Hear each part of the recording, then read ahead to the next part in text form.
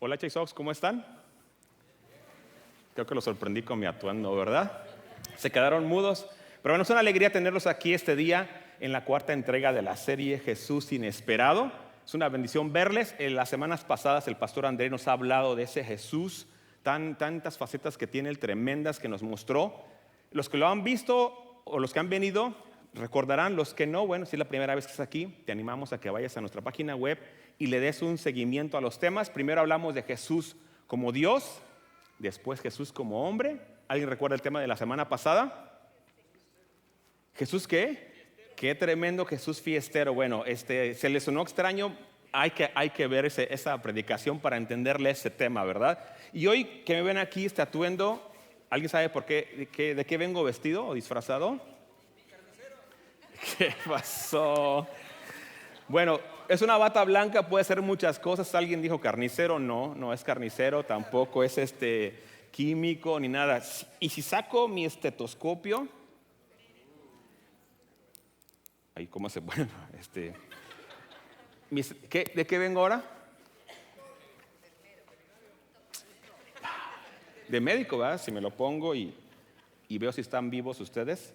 Algunos están muertos porque no se han movido en la alabanza, pero nada que ver, ¿verdad? Pero bueno, si traigo mi estetoscopio dicen es un médico, ¿verdad? Si vas a ver a un médico y ves que trae una bata como esta y sale su estetoscopio y te habla con seriedad, ¿es un médico, sí o no? Sí, ¿verdad? Pero ¿qué crees si sale uno así con esto?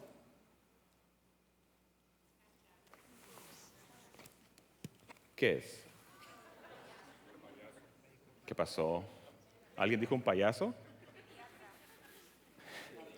¿Saben qué es? Es un médico de la risa. Ustedes tienen muchos estereotipos, y están juzgando a los médicos por cómo los ven. Pero si tienen nariz roja, es un médico de la risa. ¿No han visto la película de Patch Adams? Sí, ¿verdad? Pero no se acuerdan. Dice, ese es un payaso. Bueno, ¿qué creen? Hay médicos así que usan la nariz. No la voy a usar en la predicación porque después van a decir que no soy serio. Pero han creído algo que la Biblia siempre dijo, de que el corazón alegre es un buen remedio, es una buena medicina, que la alegría es una buena medicina. Entonces estos médicos han dicho que la gente al mejorar sus emociones, al reírse, sanan más rápido, ¿sí? La Biblia siempre lo dijo, Salomón siempre lo puso ahí en los proverbios, ¿sí? Y bueno, un médico lo puso, pero como no se ve como médico, dicen ese es un payaso. Ya me dijeron payaso y me ofendieron, pero bueno, Pero hoy voy a hablar de un tema bien interesante. Es un Jesús medio diferente, porque es un Jesús irreligioso. Y ya cuando algunos escuchan eso, casi, ¿de qué va a hablar Jesús irreligioso? Si precisamente nosotros somos cristianos, bueno, la mayoría, algunos tal vez dirán que no, pero los que son cristianos, pues dicen son de la religión cristiana, ¿verdad? De hecho, en mi país decían los hermanos de la religión. Así nos decían los hermanos de la religión. Y entonces, cuando ves un Jesús irreligioso, como que el tema puede ser hasta contradictorio, ¿no?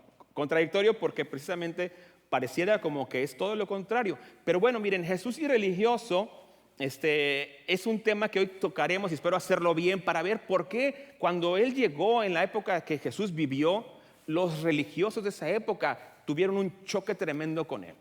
Los que eran los religiosos, los líderes de la religión instituida, tuvieron un choque con Él porque era totalmente diferente a lo que esperaban. Su imagen de lo que esperaban de un líder religioso o del Mesías era completamente diferente a lo que recibieron en Jesús. Entonces hubo un choque tremendo. Pero siguiendo la tradición de los ancianos, como el pastor André en el pasado nos mostró unas imágenes, hoy traigo unas imágenes también, ¿sí? No lo dije anciano por Andrés, sino la tradición, Muy bien. Traigo unas imágenes, ¿ok? Ustedes me dicen si les gusta este Jesús, ¿ok?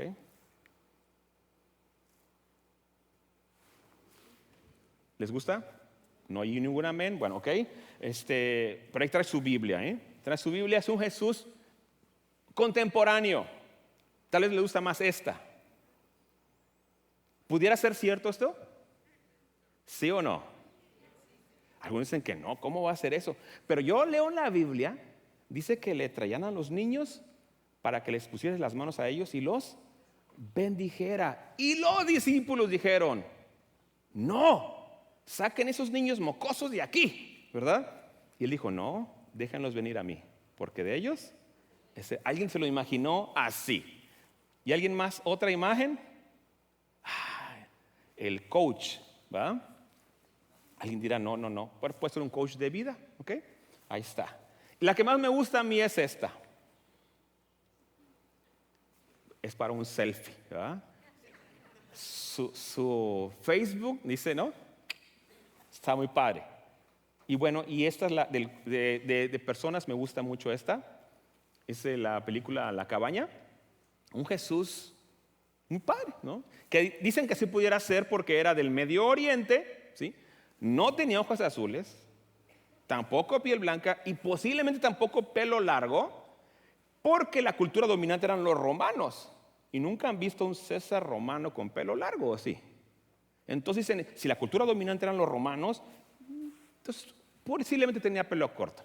Pero son especulaciones porque no nos dejó ninguna foto, ¿verdad? Ok, esa es una idea.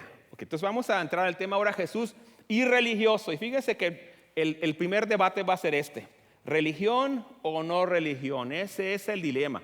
Y cuando hablamos de la religión cristiana, hay mucha gente que no solamente quiere abolir la religión cristiana, quisiera abolir todas las religiones, ¿sí? De hecho, los que estudian en la universidad, a veces les dan clases de un señor que se llamó Carlos Marx, y él dijo, la religión es el opio del pueblo, ¿verdad? Que nos los mantienen entretenidos para que no piensen. Y fíjese, yo estaba leyendo algo de Karl Marx en la semana para preparando mi mensaje, y una frase que es tremenda, dice, lo que pasa que por estar pensando en la vida futura se olvidan de esta vida y no hacen nada en esta. Así que ojalá y dejaran la religión para que se concentraran en mejorar las condiciones sociales de la humanidad. Fíjate, eso dijo de la religión. Tremendo, ¿verdad? Ok. Y otros dirán, los cristianos decimos, bueno, es que como la religión tiene tal mal nombre el día de hoy, nosotros somos, no somos una religión, somos irreligiosos, ¿verdad? Entonces, porque ser religioso ya son hasta malo el día de hoy, ¿verdad?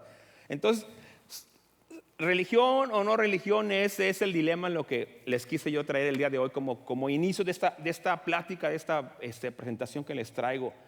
¿La religión es buena o es mala? ¿El cristianismo es religión o no es religión? ¿Jesús era religioso o no era religioso? ¿Él estaba en contra de la religión o no? ¿Qué pasa con él, verdad? Y bueno, los de los tiempos bíblicos dijeron, él estaba en contra de la religión. Dijeron, quiere destruir los fundamentos de Israel, quiere acabar con Israel. ¿Por qué? Porque está en contra de la ley. Y entonces, eso fue el tema de ellos. Y ellos prefirieron crucificarlo porque dijeron, es mejor que muera uno a que muera todo el pueblo. Y ellos estaban en contra de eso. Entonces, desde el principio ha habido una tensión con este Jesús, si es religioso o no.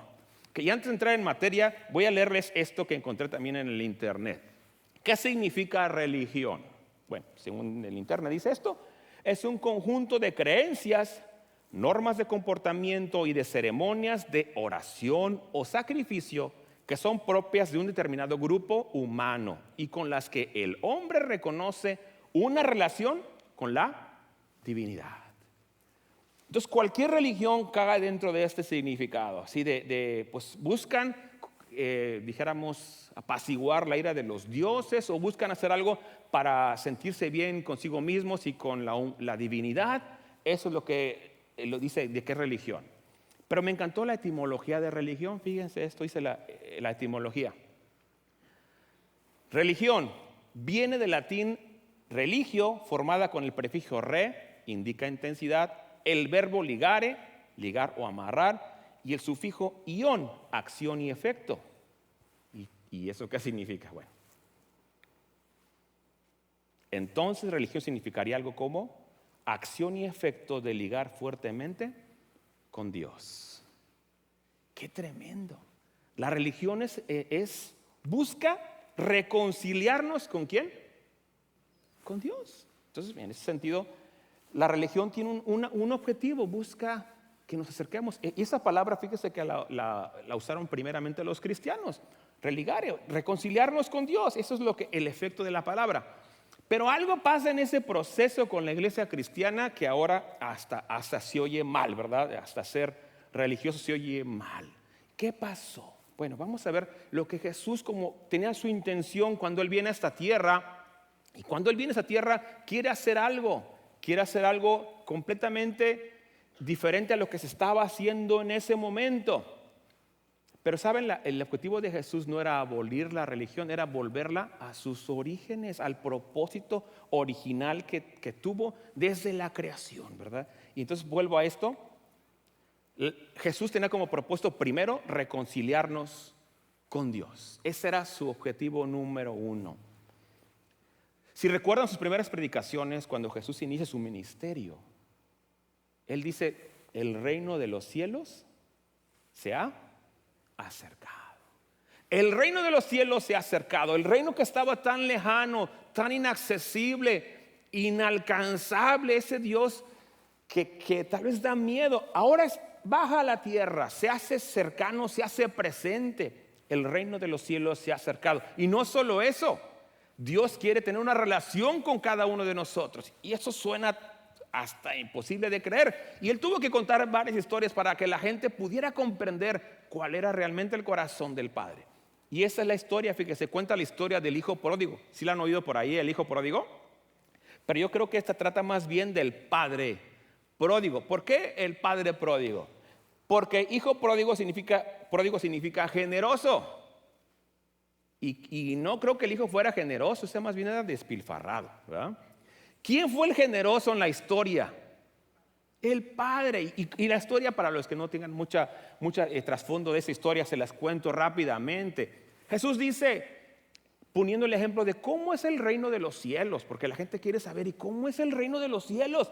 Y Él no se los va a poner a explicar con las palabras celestiales porque no lo entenderíamos. Y pone un ejemplo que podemos nosotros rápidamente relacionarnos. Dice así, el reino de los cielos, semejante a un padre que tiene dos hijos. Tiene dos hijos y el menor le dice un día, padre, ya me cansé de estar aquí en esta casa y pues no está muy aburrido el ambiente aquí. ¿Me puedes dar mi herencia? Porque me quiero ir lejos de aquí. Y si tú pudieras comprender las tradiciones de ese tiempo, que un hijo pidiera la herencia cuando su padre estaba en vida, ¿qué significaba para el padre? ¿Qué le está diciendo? Ya quisiera que te murieras para que tuviera mi dinero, pero como no te mueres, pues mejor dámelo ahorita y me voy. Cualquier padre, ¿qué hubiera hecho si fuera tu hijo? ¿Qué hubieras hecho? No me digas, ¿ok? Pero sé que lo pensaste, ¿qué? Pero este padre es tan generoso que le dice, ¿te quieres ir? Sí, me quiero ir. Y dice que le da el dinero. Le da el dinero a su hijo. ¿Y qué hace el hijo? Ahora sí se va. Dice, se fue a una provincia lejana y ahí vivió perdidamente. No sabemos qué hizo.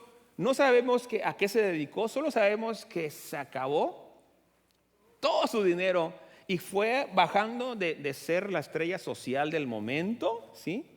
En el jet set de aquel lugar, fue bajando hasta que se quedó sin dinero y por ende se quedó sin amigos y se quedó sin comida y acabó cuidando marranos. Cuando los judíos oyen marranos, es algo malo para ellos porque ellos no comen carne de cerdo. Entonces, que él acabara con los marranos significa de que ahora está contaminado espiritualmente porque ahora hasta convive con los marranos. La degradación fue total. Pero dice que el hijo de un día piensa, dice, ¿qué estoy haciendo aquí? Mi padre en la casa tiene mucha comida, yo aquí me muero de hambre, voy a regresar y le voy a decir, perdóname, ya sé que no merezco ser tu hijo, porque pues, ¿cómo voy a merecer ser tu hijo? Pero por lo menos permíteme ser uno de tus sirvientes. ¿Qué posibilidades tiene este hijo de que el padre le tenga misericordia después de lo que le hizo? Muy poquitas, ¿verdad? Pero regresa. Y si dice la historia que cuando el hijo va regresando, y a propósito, no dice la historia que el hijo se bañó, ni que se cambió de ropa, nada más dice que regresó. Y si tú lo vieras por el camino, ¿a qué se parecería? Si lo vieras caminando oliendo a marrano, ¿a qué se parecería? A un vagabundo, ¿verdad? Entonces viene un vagabundo entrando por el pueblo y el padre dice que estaba mirando y lo ve. Ve ese vagabundo y ve a su hijo. ¿Y saben ustedes qué hace el padre? Dice que el padre corre y abraza a su hijo. Y no solo lo abraza, sino que le dice, ven a la casa, lo baña, lo cambia, le pone ropa nueva, le pone sandalias nuevas, le pone un anillo que significa le devuelve la posición en su casa. ¿Y quién crees que se enoja? El hermano bueno, el hermano que nunca se había ido, le dice, pero ¿cómo le devuelves todo a este tal por cual? Que se fue, primero te deseó ver muerto, después se gastó tu dinero, no sabes, ¿qué no has visto su perfil de Facebook, las fotos que subió? ¿Qué no viste lo que subió en Instagram este cuate? Subió puras, dice papá, ni me lo enseñes. No, pero velo para que lo corras desde ahorita, ¿verdad? Nos dejó en vergüenza. El apellido nuestro está por los suelos. Y no solo eso, ahora tiene el descaro y la desfachatez de regresar. Ya regresé. Y si fuera por el hermano mayor, que hubiera sido? Le da la media vuelta y ¿qué? ¿Ah? Vuélvete. Pero el papá dice, no.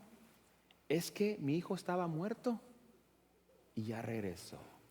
Mi hijo estaba perdido y ha sido encontrado. Y esa historia te muestra el corazón de Jesús. Él está diciendo, ese es lo que el Padre está buscando, por eso estoy yo aquí. Ese es mi propósito. Y entonces, si tú te puedes imaginar, ¿quiénes eran los hermanos mayores? Eran los religiosos de aquel tiempo, que estaban viendo las fallas que tenía el hermano menor. ¿Tenía muchas fallas el hermano menor? Pues sí, bastantes. ¿Y era culpable de todas ellas? Por supuesto, ¿verdad? ¿Merecía que lo perdonaran? Obviamente que no. Bueno, pero vamos a pensar que lo perdonan. ¿Merecía que le devolvieran la posición anterior? No, ¿verdad? Una cosa es perdonarlo, pero bueno, pero ahora 10 años de castigo, ¿verdad? Para que aprendas a no volverte a ir. Y ahora vas a tener que trabajar sin sueldo para recuperar lo que te gastaste. Pues óyeme, ¿el dinero no crece en árboles o sí? No, ¿verdad? Bueno, ese es el hijo del padre pródigo. ¿Y quién es el padre en la historia? ¿Quién es el padre? Dios. El padre es Dios. El padre está esperando que sus hijos regresen. El padre está esperando que el hijo que se fue, el que está perdido, el que está lejos de Dios, el que está sin esperanza, sin ánimo, dice, yo no merezco regresar, estoy muy lejos de Dios.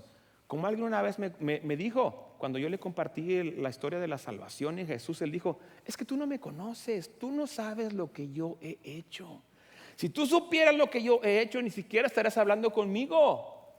Si tú supieras mi historia, no, ¿qué va a tener misericordia Dios de mí? Dios no me quiere, yo soy... No. Bueno, precisamente esta historia es para decirle, sabes, que no importa qué tan lejos haya estado ese hijo, donde esté, el padre está esperando su regreso, porque es un padre generoso. Y fíjate que esa es la historia del padre pródigo. Tal vez tú ya la has oído, pero no nos hemos detenido a pensar en ese padre que Jesús está diciendo, ese es Dios. Y el hermano mayor son los religiosos de aquella época, que ellos eran tan religiosos que ellos contaban todas las cosas, cada cosa la contaban, cada cosa la hacían perfectamente como era la ley, ¿sí? Perfectamente como era la ley, lo hacían y eran tremendos. Pero Jesús les dijo, ¿sabes qué? Si era necesario hacer eso, pero te olvidaste del propósito de esa ley. El propósito es que esa gente volviera a Dios. La meta no era hacer la religión, la meta era volver a Dios. Y llegaron al extremo, fíjate, llegaron al extremo de preferir que la gente siguiera enferma y se muriera, pero que no la sanaran el día sábado, porque era ese día de descanso. Una ocasión dice que llega Jesús a un lugar, a una sinagoga, y todos lo estaban mirando porque había un hombre que tenía la mano seca. No la podía mover. Y todos estaban esperando a ver qué hacía. ¿Lo va a sanar o no lo va a sanar en sábado? Y él se da cuenta que lo están mirando para ver qué va a hacer. Y entonces les hace una pregunta. ¿Qué se debe hacer el sábado? ¿Hacer el bien o hacer el mal? Y nadie responde.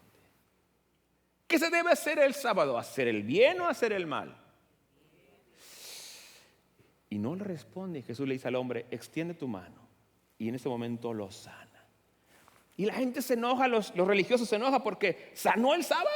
Y dicen, tienen 6 días para ser sanados. ¿Por qué no vienen 6 días? ¿Y por qué vienen a ser sanados el sábado? Óigame.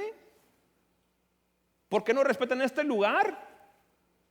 Tienen 6 días para hacer sus sanidades.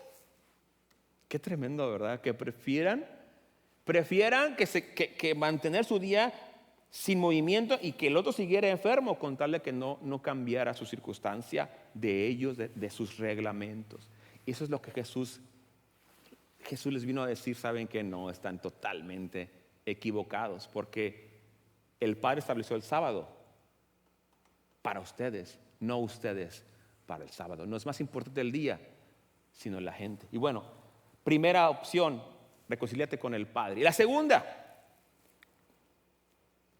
el segundo propósito es reconciliarnos con los demás. ¿Y cómo sabemos que será el otro propósito de Jesús?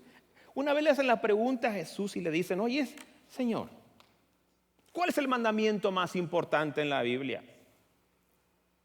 Y él le dice, bueno, tú dímelo. Y la persona dice, bueno, creo que es: amarás al Señor tu Dios con todo tu corazón, con toda tu alma, con toda tu mente y con todas tus fuerzas. Y Jesús dice, muy bien. Y el segundo es similar: amarás a tu prójimo como a ti mismo. Y este hombre le dice, así yo creo que como yo, ¿y quién es mi prójimo? ¿Qué crees? No sé quién es mi prójimo, por eso no lo he amado. Porque no sé quién es. Me he fijado en los nombres y nadie dice aquí prójimo, ¿no? Entonces, no sé, si supiera quién es, lo hubiera yo amado, ¿verdad? Y Jesús le dice, le cuenta la historia, otra historia bien famosa, la historia del buen samaritano. Oh, si saben la Biblia, ¿verdad? Del buen samaritano. Les cuenta la historia del buen samaritano. ¿Y qué crees? En esa historia, otra vez rápidamente te la menciono, dice que va un hombre cabalgando hacia Jerusalén y en el camino lo asaltan, le roban todo, lo golpean y lo dejan tirado medio muerto. Y de repente viene en el camino, ¿quién crees? Dice un sacerdote, que diríamos soy un pastor, bien vestido con su corbata y todo, ¿verdad? Va a predicar a la 1:15 en Chiso. No es cierto. Y lo ve tirado y dice, el sacerdote, si me detengo y lo ayudo, y si está muerto, me contamino. Porque la ley decía, no debes tocar un cadáver. Yo diría, no debes tocar el cadáver muerto de un difunto que ya falleció. Y está ahí en el suelo, dice, si está muerto me contamino y no podré servir en el templo. Y entonces le va a afectar todo. Entonces dice, no, yo creo que lo que Dios quiere es que vaya al templo a servir. Y se va al templo y deja al hombre tirado. Después dice que viene un levita. ¿Y sabes quién es levita? ¿Qué son los levitas? No son los que le evitan, sino son los que sirven en el templo, los servidores. Y ese también va a servir, está apurado porque ese día le toca poner el café. ¿Sí? Va corriendo y ve el tirado aquel y dice, si lo ayudo, ¿qué va a pasar? Se quedan sin café todos y se van a enojar si no hay café. ¿Qué servicio dan en esta iglesia, verdad? ¿No dan buen café aquí? ¿Dónde están los del café? Entonces dice, no, pues se van a ir hasta de la iglesia porque no hay buen café. Entonces, con la pena, ahí viene alguien que no hace nada, si te ayuda, ¿verdad? Y se va. Y en su corazón había la buena intención de agradar a Dios. Pero Jesús dice, no, es que lo más importante que era ayudar al prójimo. Y entonces Jesús le hace la pregunta a este hombre, ¿y quién fue el prójimo del hombre tirado allí? Pues el samaritano, porque llegó un samaritano que era un hombre despreciado, era una raza, un pueblo vecino que los judíos despreciaban porque no era ni fu ni fa, era un pueblo mezclado de gente con una medio, diríamos hoy medios cristianos, ¿verdad? Eran una secta. Entonces eran despreciados porque ellos no tenían la verdad. Y llega este despreciado y ayuda a este señor que está tirado. No solo lo ayuda, dice que lo cuida, lo levanta, lo pone en su cabalgadura, se lo lleva a un lugar para que lo atiendan y aparte paga para que lo cuiden. ¡Wow! ¿Verdad? Tremendo. Y Jesús le pregunta, ¿quién fue el que hizo misericordia? ¿Quién fue el prójimo? Y esta persona no quiso ni siquiera decir el samaritano, porque era despreciable ante el hijo, el que tuvo misericordia. Y Jesús le dice, bueno, pues ¿qué crees? Ve y haz tú lo mismo. Jesús dice, la ley se cumple en todo esto. Amar a Dios y por consecuencia después de eso, ¿amar a quién?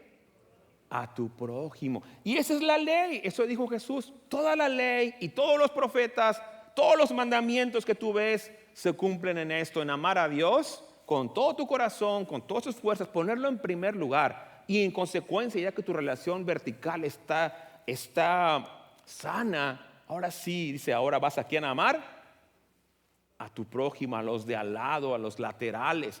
Qué tremenda esa historia, ¿verdad? Entonces, a mí me emociona ver este Jesús que tiene ese conflicto con la religión, porque la religión se había confundido.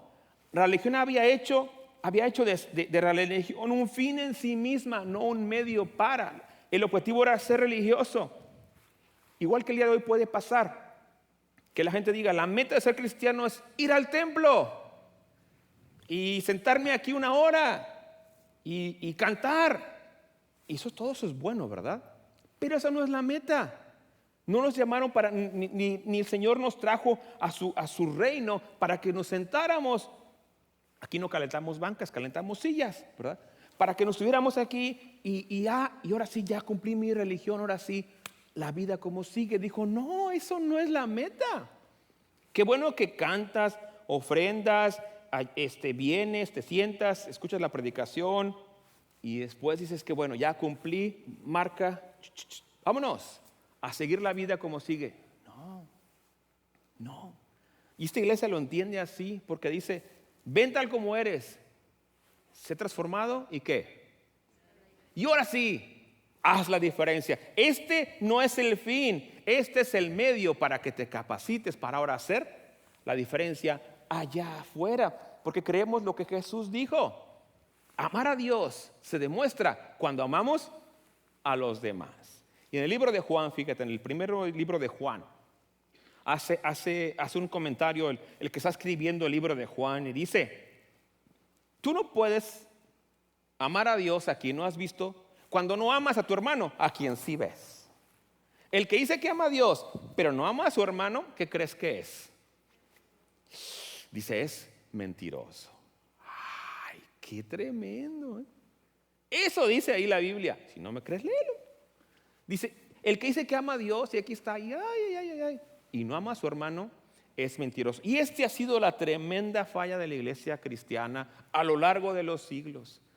A lo largo de los siglos la iglesia cristiana ha cometido muchos errores porque no ha comprendido el mensaje de Jesús. Hemos creído que el objetivo es que la gente se comporte bien y dejen de hacer las cosas malas y dejen de ofender a Dios con sus acciones, lo cual obviamente que sí es cierto, pero se nos ha olvidado que el mandamiento era ve y ámalos, ama a Dios y ama a tu hermano. La gente sabrá que son mis discípulos cuando tengan amor unos por los otros. No dijo, la gente sabrá que son mis discípulos cuando vayan al templo cada domingo. La gente sabrá que son mis discípulos cuando se sepan la Biblia de memoria. La gente sabrá que son mis discípulos cuando puedan cantar todas las canciones sin ver la letra. Sabrá que son mis discípulos cuando den grandes ofrendas. Sabrá que son mis discípulos cuando voten por la persona correcta o no sé, 1000 cosas que pudiéramos hacer, dijo. No. Sabrán que son mis discípulos cuando se vea el amor que tienen unos para con los otros. Cuando amen a su prójimo. Qué tremendo. Y la religión de aquel tiempo dijo, no, eso no es. Tienen que verse bien, portarse bien y hacer todo correcto, si no, no son. Y criticaron a Jesús muchas veces porque, ¿qué creen? No solamente aceptaba a los pecadores, sino que iba a las casas de ellos, como ya el pastor Andrés nos mencionaba la semana pasada, y comía con los pecadores. Y comía, iba a sus casas de ellos. Y yo cuando he leído esos pasajes que Jesús va con los pecadores, me pongo a pensar, ¿y de qué platicarán los pecadores? ¿De la Biblia? No, ¿verdad? No creo que hablen de la Biblia. Yo creo que han de estar contando muchas cosas. Y Jesús está con ellos. Y bien nos decía, no vamos a ir a contaminarnos, sino a hacer la diferencia, a mostrarles ese amor que tenemos de parte de Dios, ¿verdad? Porque ellos también pueden ser transformados, porque Dios también vino por ellos. Y aquí está este ejemplo de Jesús, ¿sabes? Que yo vine para que la gente se reconciliara con Dios y para que después también pudieran amar a sus vecinos. Y termino con esto. El Jesús irreligioso es fíjate. Yo le puse religiosidad irreligiosa de Jesús. ¿Comienza con qué? Con la compasión. Comienza con la compasión. ¿Y qué es la compasión? Poner primero a la persona antes que a las leyes. Primero a la persona antes que los mandamientos. Primero a la persona antes que a la religión. Si este hombre que va a predicar dice, bueno, tengo que ir allá, pero aquí hay alguien en necesidad y se detiene a ayudar al caído, eso es. Si el otro que va a ayudar también a servir se detiene a ayudar, eso es. No es que lo otro no lo deba de hacer, es que la gente tiene prioridad. La compasión es más importante, ¿sí? El amor es más importante. Y Jesús lo demuestra una y otra vez. Cuando Él hace alguna situación en la Biblia, algún milagro, siempre van primero las personas. Te cuento uno rápidamente que ya te he contado varios. Dice que una vez llega un hombre con lepra y los leprosos eran de las enfermedades de aquel tiempo, era la peor porque era contagiosa, era una enfermedad en la piel que si la tocabas te contaminabas y era una sentencia inmediata de muerte porque no tenía cura. Llega un leproso, se arrodilla ante Jesús y le dice, Señor, si quieres, puedes limpiarme. ¿Y sabes qué hace Jesús? Quebrantando la ley, extiende su mano y toca al leproso. Al tocarlo, Jesús se contamina y le dice, si quiero, sé limpio. Tremendo, imagino que los que lo están viendo dicen, oh, lo tocó. Y él dice, no, es que él no se contamina, al contrario. Pero yo no me contamino, al contrario, yo lo santifico a él. Yo santifico a él. Dios tiene más poder que el pecado y que la enfermedad. Eso hace nuestro Señor. Por eso es que lo tocó. No debería haberlo tocado. Que lo sane está bien, pero que no lo toque, porque quiebra la ley. ¿Cómo que quiebra la ley? Eso de que sane el leproso está bien, pero no puede quebrar. Digo, ¿cómo puede ser eso? ¿Cómo puede ser que prefieran una cosa a ver a la persona sana? Prefieren verla enferma antes de que quiebre su ley. Y por eso el Señor dice, no va primero la compasión. Pero eso no era nuevo, eso viene desde el Antiguo Testamento. En el Antiguo Testamento hay una pregunta que hace un profeta. ¿Y qué pide el Señor de ti? Dice que hagas justicia, que ames misericordia, que tú me dices ante Dios. O sea, que hagas las cosas bien, que tengas misericordia y que seas humilde de corazón. No era nada nuevo, era volver al original.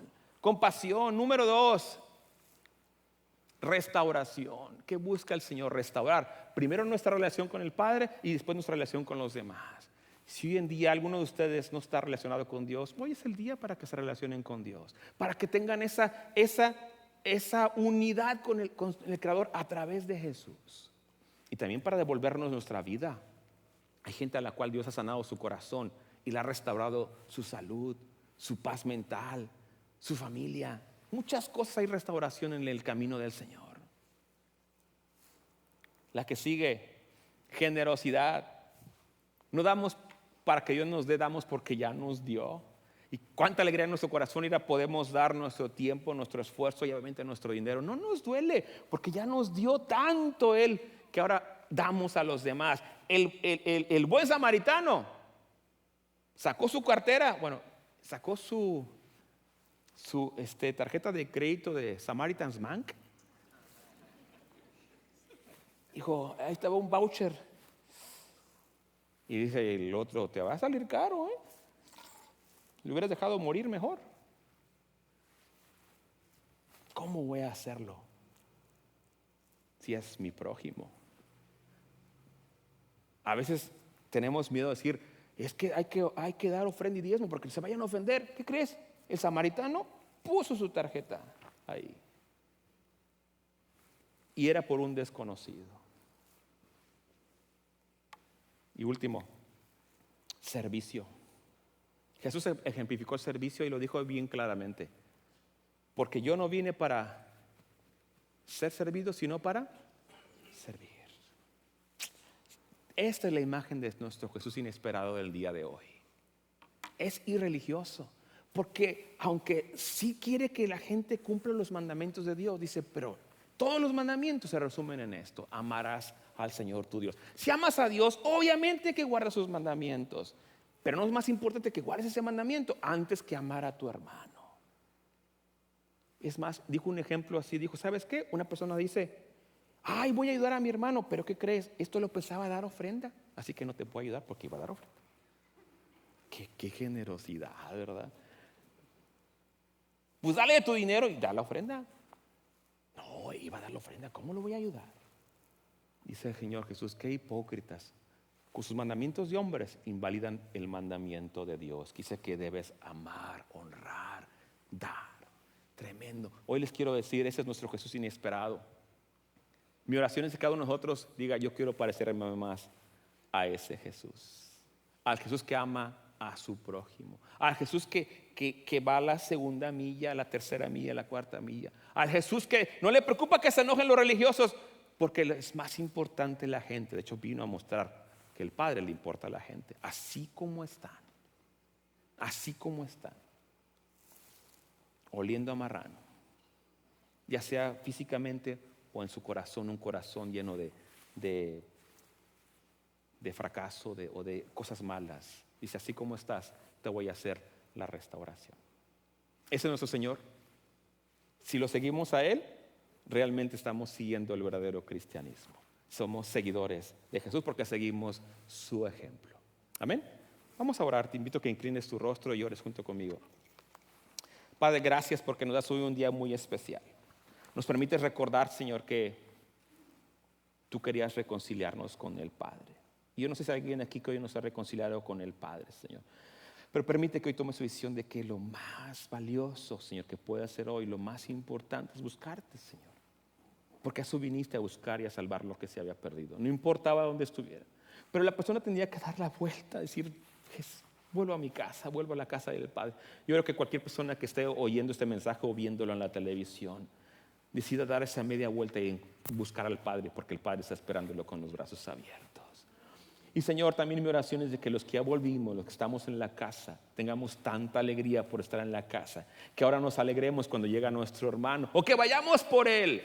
No nos quedemos esperando, ojalá y algún día regrese, sino que vayamos por él y lo busquemos, Señor, porque es tan valioso para ti que es tu vida para que nadie se perdiera. Señor, gracias por mostrarnos con tus acciones, Señor, lo que era la verdadera religión, Señor.